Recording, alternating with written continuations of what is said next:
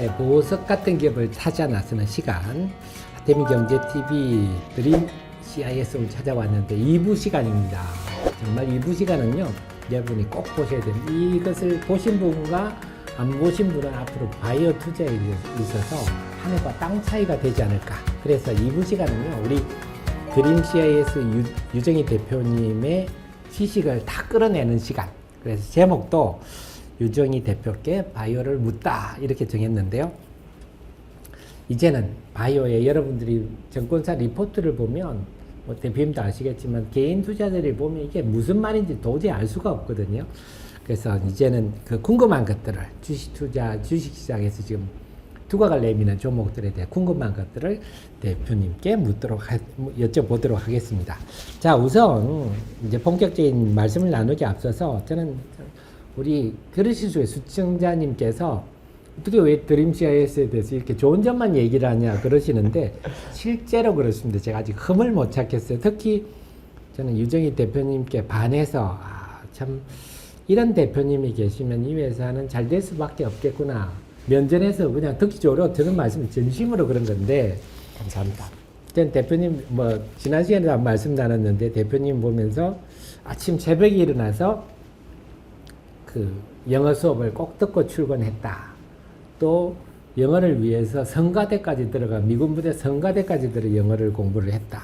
이런 말. 그 다음에 골프도 6개월 만에 싱글이 되신 열정, 그리고 항상 노트북을 들고 골프장의 카트에서 일을 하시다가 또 치고 일을 하시고, 그 말씀을 듣고 제가 좀 적당한 비유인지는 모르겠지만 유현진 선수가, 저도 한 노력하는 사람인데 커쇼를 만났을 때 그 충격 같은 느낌이 이런 거 아니었을까 싶은데요. 자, 그래서 오늘 대표님의 열정 얘기부터 먼저 하고 넘어가도록 하겠습니다. 대표님 지난번에도 말씀 나눈 얘기지만 영어 공부 얘기, 골프 얘기 좀 해주십시오. 실제로는 이제 골프 잘 못 쳐가지고 너무 창피해서 그런데 다만 이 골프하고 사업하고는 매우 유사한 점이 좀 있다라는 부분을 오늘은 좀 말씀을 드리고 싶습니다. 네. 저한테 이제 골프다운 골프를 가르치셨던 분이 이제 KPGA 그런 프로 선수님은 아니시고 아마추어 프로 선수님이신데요. 네. 물론 그분도 이제 사업을 하시면서 골프를 너무너무 잘 치시는 분이어가지고 네. 이제 골프를 가르치셨고 지금은 연세가 80세세요. 예. 근데 작년에 이글을 40몇 번째 하셨다고 사진을 찍어서 저한테 아주 귀엽게 이제 보내오셨는데 이분이 골프를 꼭 가르칠 때 어떤 스윙이라든지 이런 것을 가르치시는 게 아니라 골프 매니지먼트에 대해서 좀 많이 저한테 얘기를 해줬어요.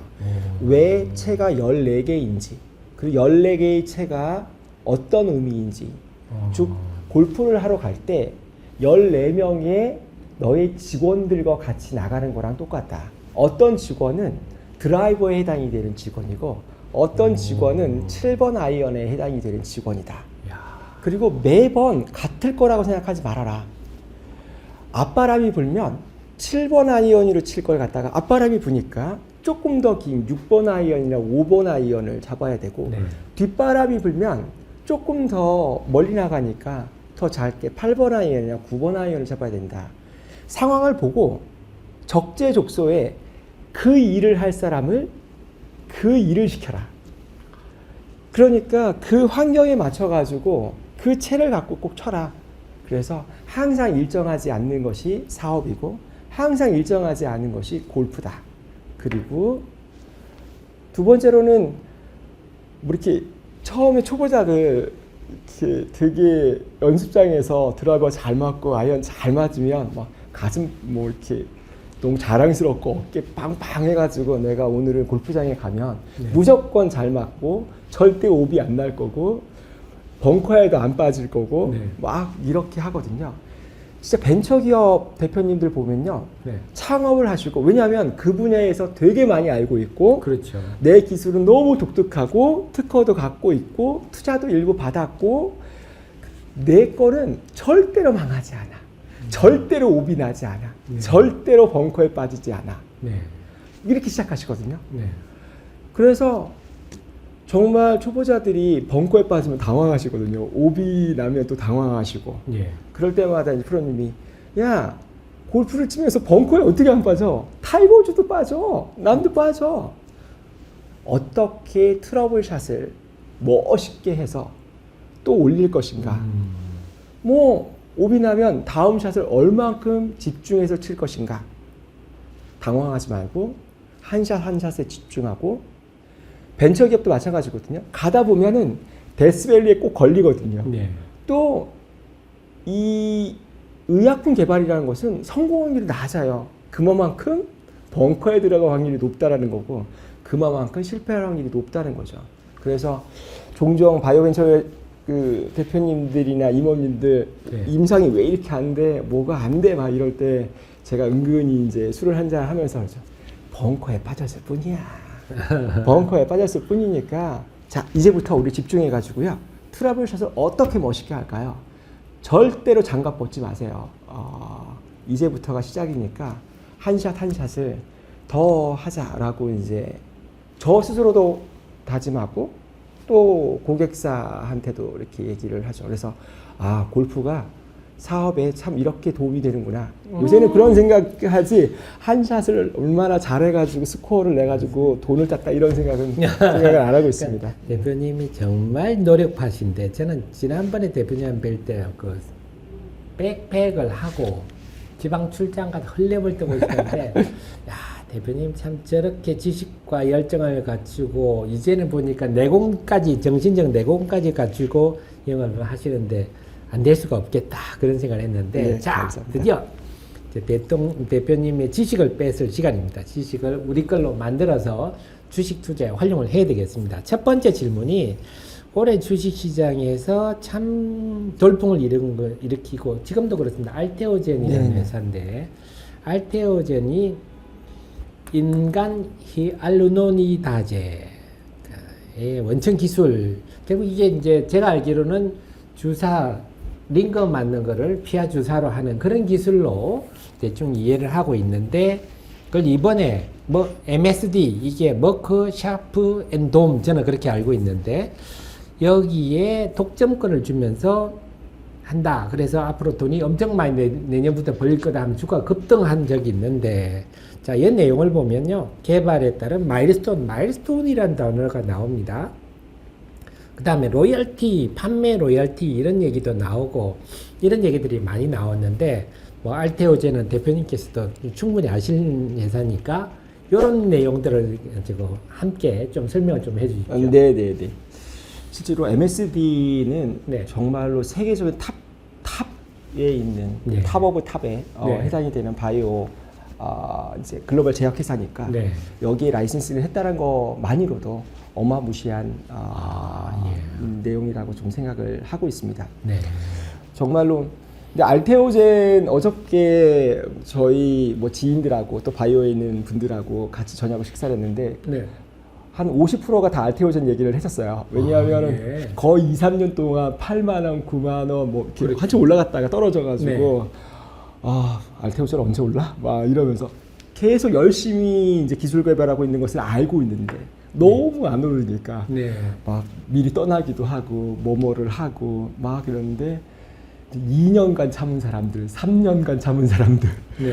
이제서 돈을 좀 벌었다, 네. 뭐 했다, 라고 이제 막 하거든요. 네. 그러니까 종종 야, 이렇게 열심히 하는데 몇 년간 기다려야 돼? 막 이런 질문들 많이 나오는데 네.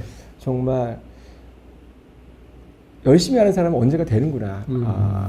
제가 좀 좋아하는 요새 책 중에서 그릿이라고 하는 이제 책을 네. 좀 읽고 있는데 네. 그 그릿에서 또 말하는 게 네. 성공할 때까지가 언제까지 이렇게 열심히 해야 되냐라고 네. 하면은 정답은 성공할 때까지 열심히 해야 한다. 어떤 사람한테는 1년이고 어떤 사람한테는 10년이고 뭐 저한테는 뭐 한 15년이고 네. 또 이 알테오젠을 기다린 사람들은 2년, 3년은 좀 기다린 거죠. 네. 네. 그래서 아마 좀 빛을 보지 않았나라고 생각합니다. 네. 그리고 방금 지금 질문을 주신 것 중에서 네. 이 라이센스 계약을 해서 마일스톤이라든지 네. 뭐 라이센스 피라고 하는 것들은 바이오가 개발이 되려고 하면은 네. 대부분 6년에서 10년 정도 이렇게 네. 시간이 좀 걸리거든요. 네.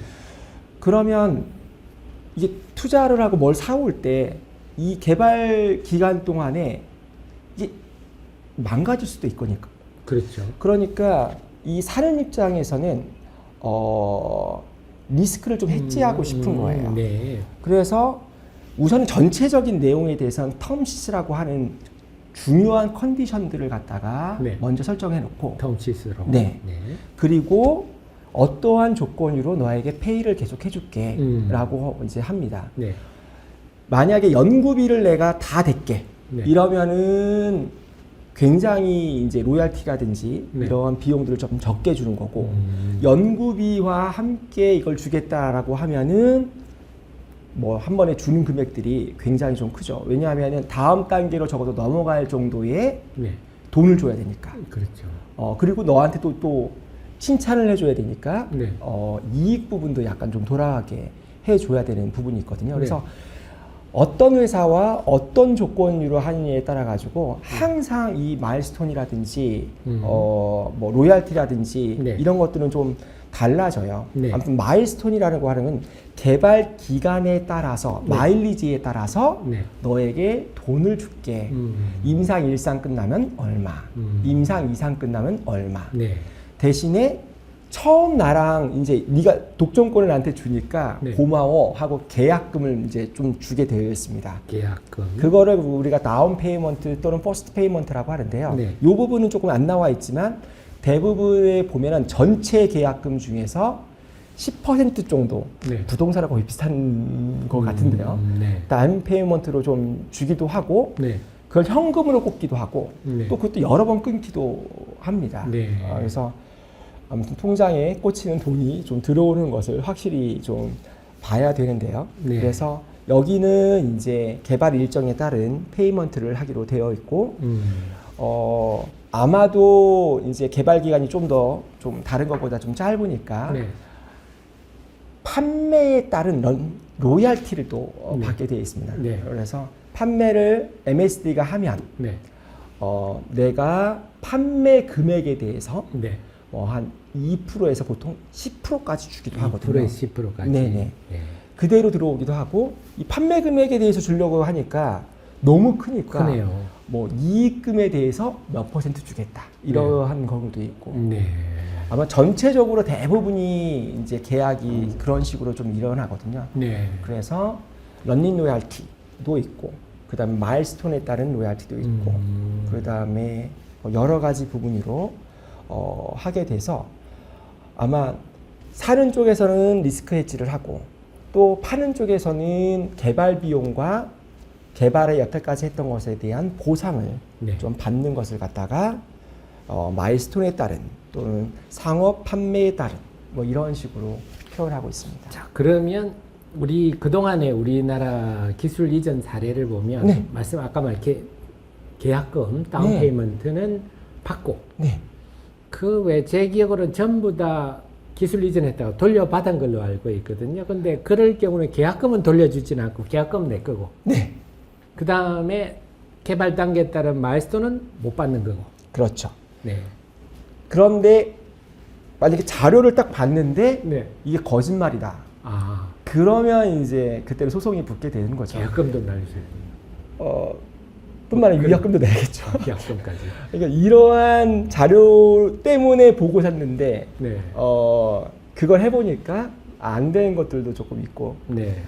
뭐 그래서 돌려받기도 하고 그 다음에 파는 입장에서는 내 기술을 거의 공개를 하는 거니까 네. 계약금을 절대로 돌릴 수 없다 이렇게 하기도 합니다. 네.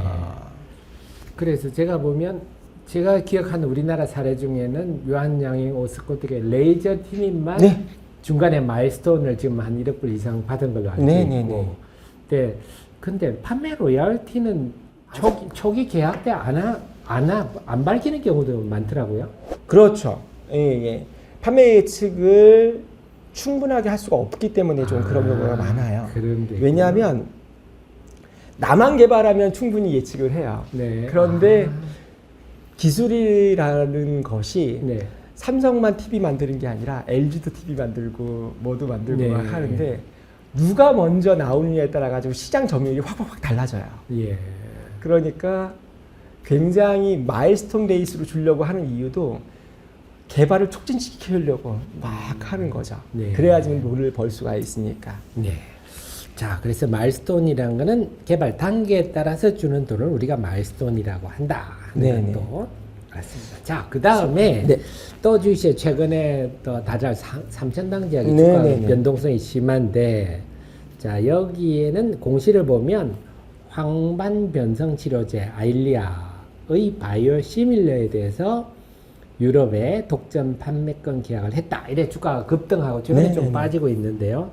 자, 여기서 바이오 시밀러란 단어가 나옵니다. 뭐 우리가 더 셀트리온 때문에 이제 듣기는 네네네. 많이 들었는데 지금 바이오 시밀러가 어떤 개념인지 아직도 정확히 모르는 투자자들이 많으셔서 네. 네, 이 황방변성치 아일리아를 예로 들어서 바이오 시밀러가 어떤 건지 네네. 좀 한번 설명을 해 주십시오.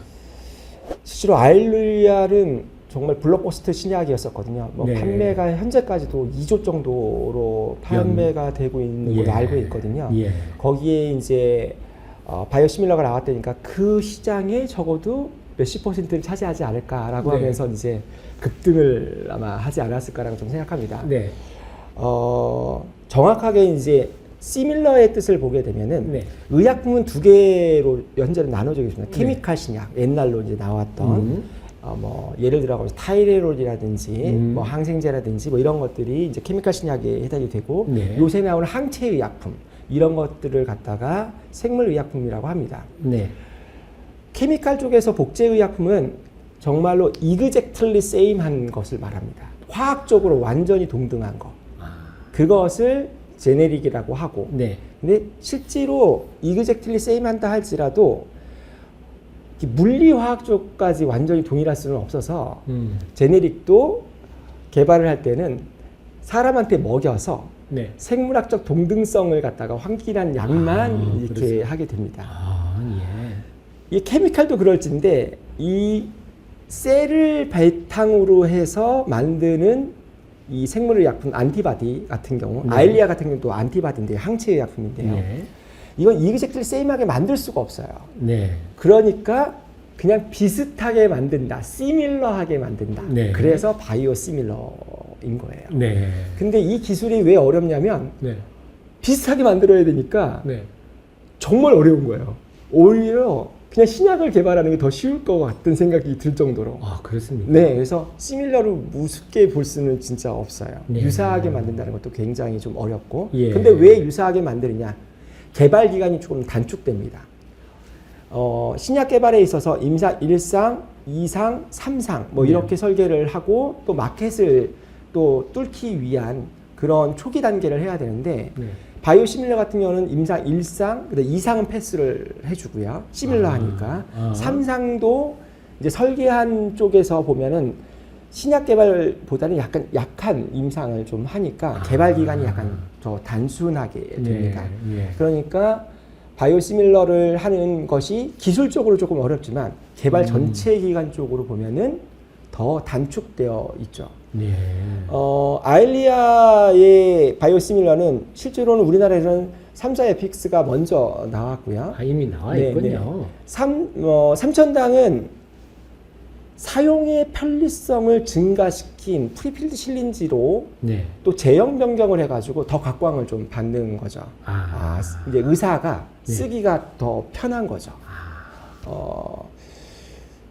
그래서 조금 더 이제 유동성이 변동성이 크게 오르지 않았나 좀 생각이 되고 있고 아마 셀트리온도 이미 이제 시각처에 그 최종 허가를 신청했으니까 곧 얘기가 이제 그 출시될 거로 예상이 되고 있고 네. 이제 이러면 뭐 암만 또 가격 경쟁력이 또 있겠죠. 심해지겠죠. 네.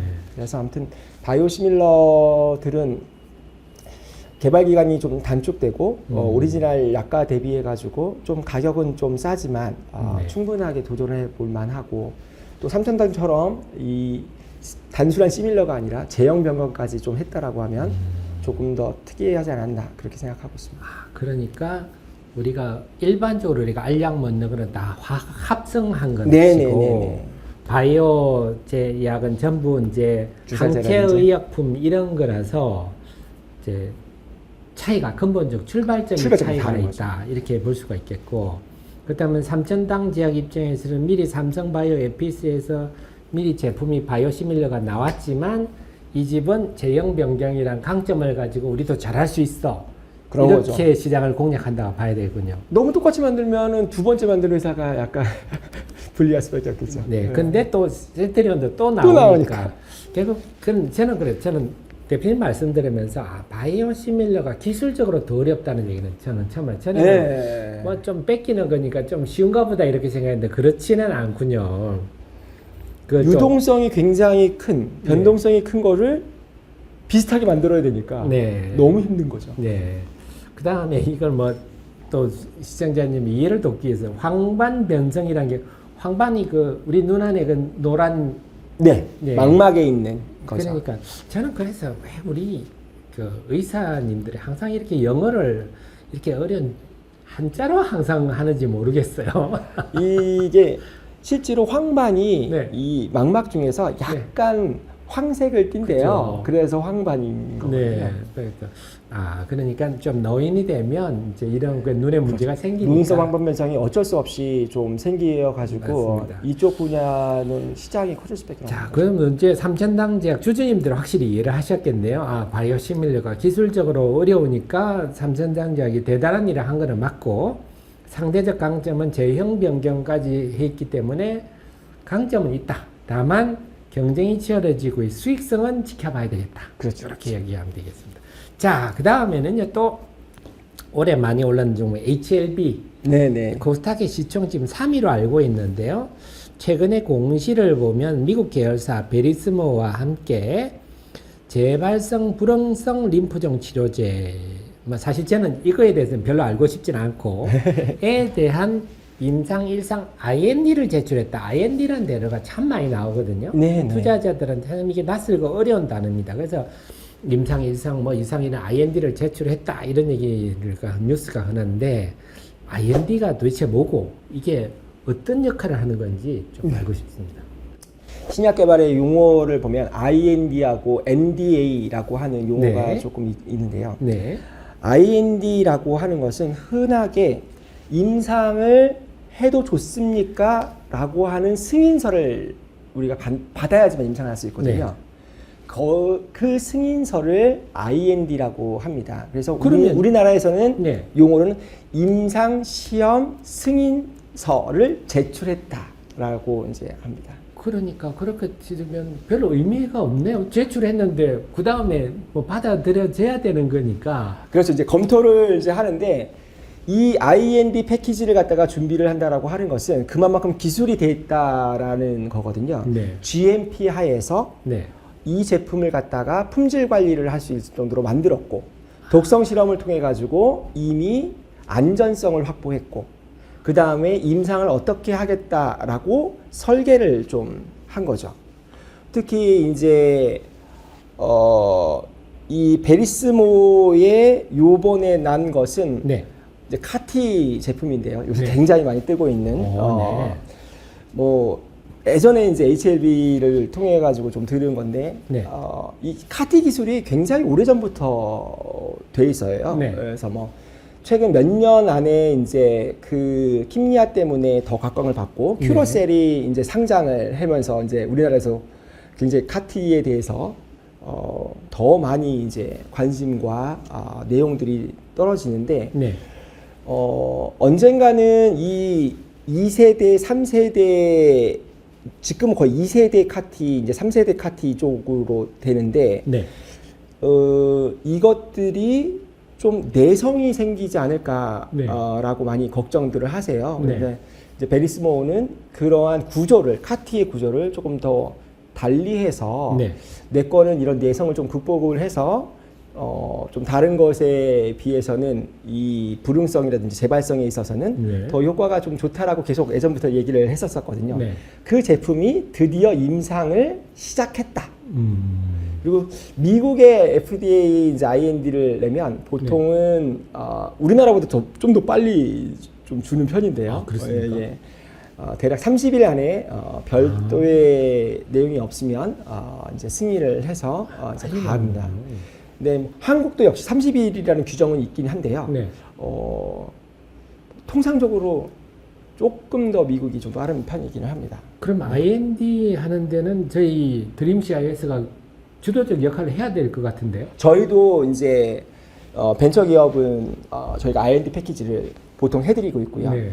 그것을 하기 위해서 자회사인 메디팁이 네. 주로 R&D와 NDA 패키지를 많이 하고 있습니다. 그래서 네. 뭐 식약처나 뭐 업계나 다 뭐 농담 아닌 농담으로 식약처 다음으로 R&D 자료하고 NDA 자료를 가장 많이 갖고 있는 회사가 메디팁이다. 그리고 그 메디팁을 한 회사가 드림이다. 그래서 신약 개발하는 회사들은 다 메디팁과 드림한테 이 R&D 패키지를 갖다가 의뢰를 좀 하죠.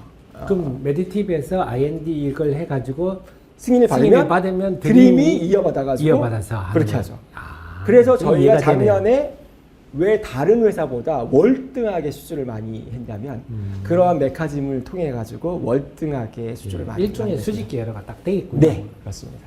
야, 예를 보니까 저희 회사가 드림 CIS가 하는 일이 확실히 좀 구분이 돼요. 안 그러면 메디팁이 뭔지 이것도 CRO고 이것도 CRO 같은데 네, 이렇게 네. 헷갈리거든요. 네. 아, 그렇게 분업이 확실히 돼 있군요. 자, 그 다음에 대표님은 근데 베리스모에 대해서까지 말씀을 해 주시니까 좀 더 이해가 좀 되는 것 같습니다. 역시 또 대표님의 지식을 들어야 근데 이런 얘기하면 끝이 없을 것 같아서 제가 좀 적게 하는데 그 카티 얘기가 나와서 카티 유전 제가 알기로는 이게 T 세포를 몸 밖에 빼서 그 맞습니다. 배양을 한 다음에 카 유전자를 붙여서 몸 안에 다시 넣어가지고 집어넣는. 네. 암세포를 가게 하는 네, 거. 네, 네. 근데 이게 독성이 좀 심하다고 해서 사망한 사례도 많다 그러던데.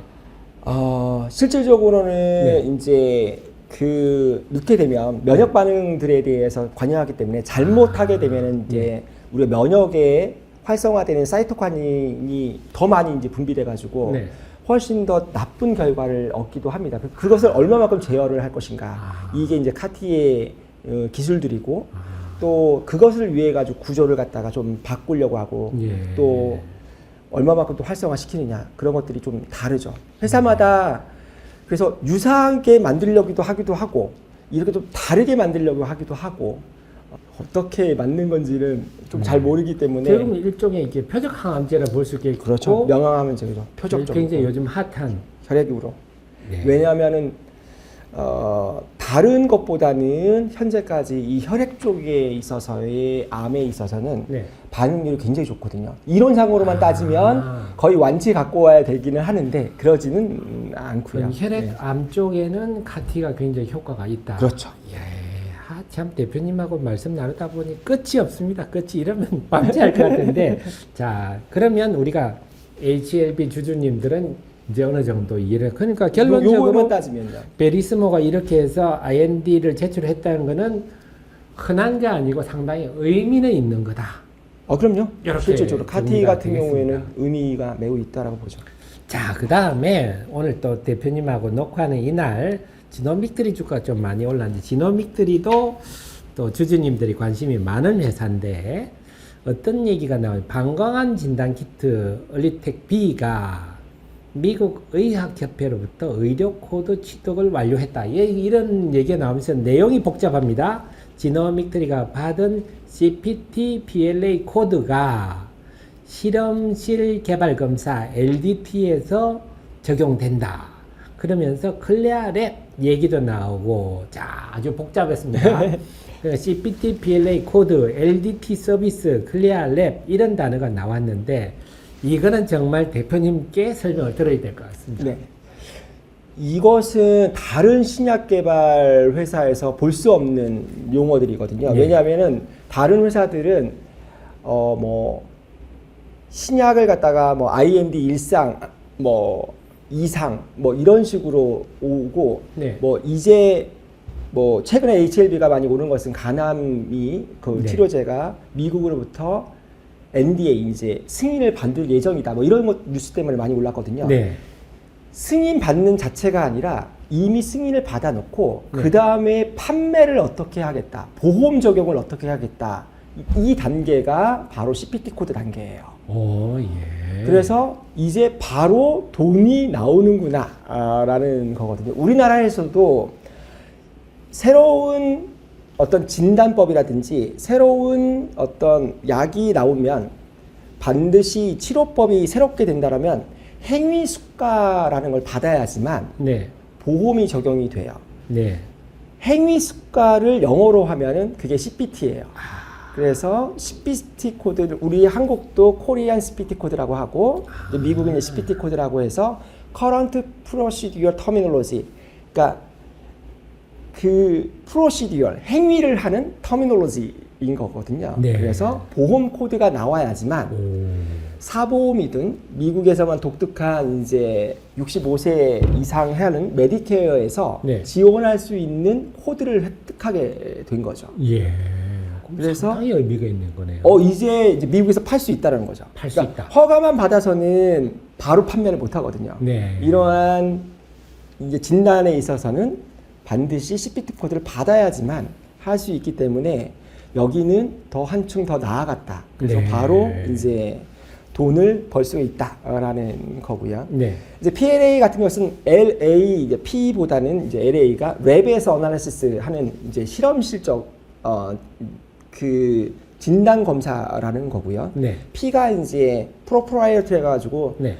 뭐 영어표는 독점적이긴 한데 네. 실제로는 인체 시료를 검사할 수 있느냐 없느냐라는 거예요. 네. 그냥 LA는 인체 검사를 할 수 있는 것은 아니고요. 네. PLA 정도가 돼야지만 이제 인체 실험을 할 수 있는 코드를 부여받고 LDT, Laboratory Developed Test라고 해가지고 네.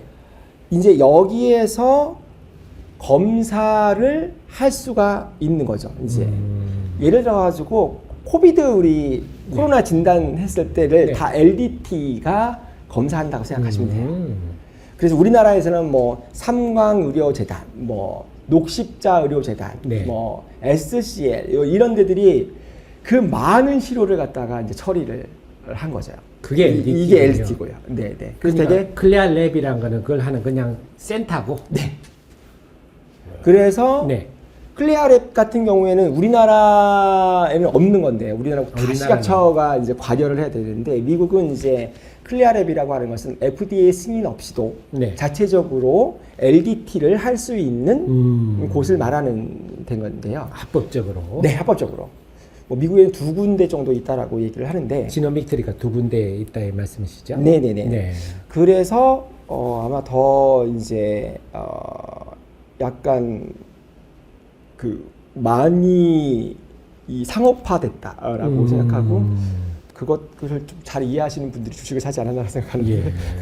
그 사실 저도 이쪽 지식이 좀 이제 그러니까 우선 방광암 진단 검사란 우리가 소변에서 피가 나왔을 때 그 네. 경우는 방광암일 수가 있으니까 그 소변을 가지고 검사를 해보는. 네. 근데 대표님 제가 뭐 방광경 검사라고 들어봤거든요. 네. 근데 엄청 아프죠. 엄청 아프다더라고요. 그래서 우리 그 민감한 곳에 뭘 넣어버리니까 네, 아플 건데. 엄청 아프죠. 그래서 방광암 진단 검사는 안 아프니까 소변 가지고 하니까 네, 우리가 안 네, 아픈데 이걸 미국에서 이제 보험 코드를 받았으니까 이제 매출을 할 수 있다. 요 단계고. 그럼 보험회사하고 앞으로 이제 협상을 해야 되겠군요. 그렇죠. 가격에 대한 부분들은.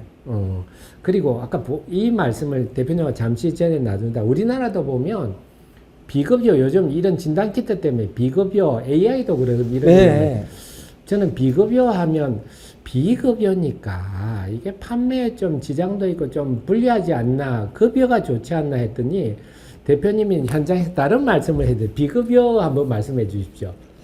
이 급여와 비급여가 있는데 실질적으로는 국민의 입장에서 보면은 모든 것이 급여가 되는 것이 국민 이제 수혜받는 데 입장에서는 되게 좋거든요. 건강보험으로 네, 적용된다 네, 이 네, 말씀이죠. 그런데 개발자 입장과 또 이제 유통하는 입장에서 보면은 또 정부의 재정 입장에서 보면은 다 급여할 수는 없어요. 그렇죠. 그래서 비급여를 하게 되면 어떤 것들은 개발자 입장에서는 더 좋다라고 하는 것도 있어요. 왜냐하면은 가격을 정말로 연구 개발비가 충분히 반영돼서 받을 수가 있다라고 보거든요. 미국의 가격이 높은 이유가 연구 개발비를 갖다가 충분히 고려하여서 제약회사와 보험회사가 가격을 정하는 거거든요. 근데 우리나라 같은 경우는 국가의 재정을 고려하여 일방적으로 가격을 이제 책정을 해주거든요. 물론 네. 연구개발비를 어느 정도 보상하지만 네. 아마 좀 만족하는 회사들이 좀 없어서 네. 원가 이하다 막 이러는 불만들이 좀 많고 네. 그래서 나는 미국 간다라는 고객도 많고 네. 어떻게 해서든지 비급여를 받으려고 노력하는 경우도 좀 많고 그렇습니다. 그럼 비급여가 좀 비싸게. 약간 비쌉니다. 급여보다는. 네. 그런데 개발자 입장에서는 적어도 일정 정도 연구 개발비가 적절히 보상이 된다라는 거고 이게 잘못되면은 바가지 씌웠다라고도 이제 보여줄 수도 있고 네. 네, 그래서 이 비급여를 얼마나 적절히 관리하느냐가 정부도 굉장히 좀 골치는 아파요. 정부 입장에서. 근데 가격은 좀 우리 적절하게 우리가 받는다 치지만 이게 환자한테 잘 사실 팔려야 될 거 아닙니까? 그렇죠. 그 그리고 측면에서 불리하지 않나요? 비급여도 굉장히 잘 팔리기도 합니다. 그리고 요새는 환자들한테 부담감을 좀 적게 하기 위해서 실손보험이 비급여를 커버를 좀 하고 있거든요. 네. 그래서 아마 실손보험이 없었다라고 하면 비급여가 시장을 많이 좀 잃었을 텐데 네. 실손보험이 적당한 수준에서 이 비급여 되는 부분들을 네. 커버해주기 있기 때문에 네. 국내에서는 이 비급여 제품도 좀 괜찮게. 그럼 팔리고 실손보험이라면 내가 먼저 비급여로 한 다음에 보험을 뒤늦게 좀 받는 걸로 제가 알고 그게 맞습니까? 네. 그러니까 어느 정도는 피드백을 받게 되죠. 네, 컴pen세이션. 보험사로부터. 네. 실손보험을 대신에 들어야지만. 그렇다면 뭐 지노믹 트리 입장에서 비급여가 더 좋겠네요. 가격도 좀 비싸게 받을 수도 있고 뭐 판매하는데 별다른 지장이 없다면. 솔직히 진단회사들은 많이 비급여를 좀 받으려고 많이 해요. 예. 생각보다 요새 나오는 신호를 기술들은 네. 연구개발비들이 좀 많이 들어갔고 네. 그거와 비교할 수 있는 옛날의 기술들은 가격이 너무 싸거든요. 네. 그러니까 어떻게 해서든지 좀 비급여라든지 아니면 지금처럼 새로운 코드, 신호를 기술 코드를 받아서 네. 좀 더 높은 가격으로 팔려고 하는 거죠. 그럼 대표님, 우리 어쨌거나 보험 코드를 받았는데 대표님 생각으로는 개인적으로는 그러면 한 언제쯤부터 매출이 구체화될 걸로 전망하십니까? 뭐 제가 찾아본 바로는 네. 이 코드는 시행 일자가 7월 1일자 시행이거든요. 네. 그러니까 7월 1일자부터는 이제 적용이 되는 거죠.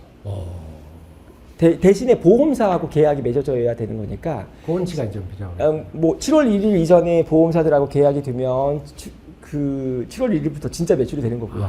그게 이미 그게 다 공고가 돼 있군요. 미국은 이제 언제부터 시행된다라고 되고 우리나라도 네. 똑같습니다. 우리나라도 먼저 행위를 받으면 시행 일자는 언제다라고 하고 참 주식 투자하려면 이제 미국 사이트도 들어가서 그런 걸 다 먼저 본 사람은 유리하겠고 그렇죠. 못 본 사람들은 불리하겠고 근데 또 그걸 우리 방송을 보신 시청자님들은 살펴본 분의 우리 정보를 얻을 수 임박했군요. 정말 그렇다면 지노믹트리 이제 주주님들은 대충 판단이 서셨을 것 같습니다.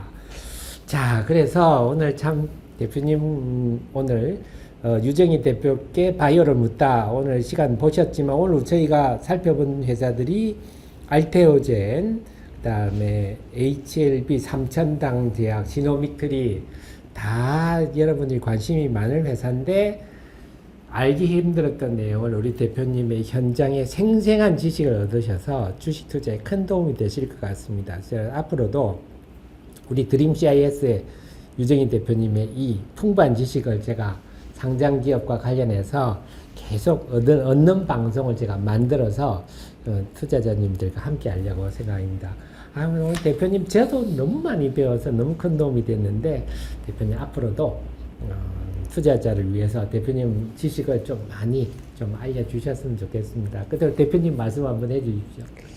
그나저나 저희 회사 주식을 놔드렸는데 네, 아무튼 바이오가 네. 약간의 이제 좀 얼어붙었던 시간을 좀 지나서 네. 뭐 아까 문의 주셨던 여러 회사들이 이제 앞장서서 좀 나가고 있다라고 좀 생각이 되거든요. 네. 그래서 특히 뭐 지노믹트리 같은 경우에는 이제 미국에서 바로 보험이 적용될 정도로 빨리 나가고 있고 네. 또 언급하지 않았던 많은 또 바이오 기업들도 바이오 상장 기업들이 열심히 일을 하고 있거든요. 그래서 좀 더 우리가 바이오에 좀 더 관심을 갖고 또 투자에 대한 것도 좀 더 관심을 가져준다라고 하면 아마 또 좋은 성과가 계속 있지 않을까라고 좀 생각합니다. 어떻게 해서든지 바이오는 인구가 노령화되면서 네. 계속 가야 될 아주 필수 산업 중에 하나이기 때문에 네. 그렇습니다. 자, 이렇게 바이오 제약 산업이 성장할수록 자, 우리 바이오의 변호사, 우리 드림 CIS도 성장할 수밖에 없는 그런 상황이라서 자, 어느 순간 또 우리 드림 CIS가 시장에 큰 주목을 받는 시간도 임박했지 않나 싶습니다. 자, 그럼 저는 또 다음 시간에 시청자 여러분과 함께 이 대표님 모시고 궁금한 것을 해결하는 시간 갖도록 하겠습니다. 감사합니다. 감사합니다.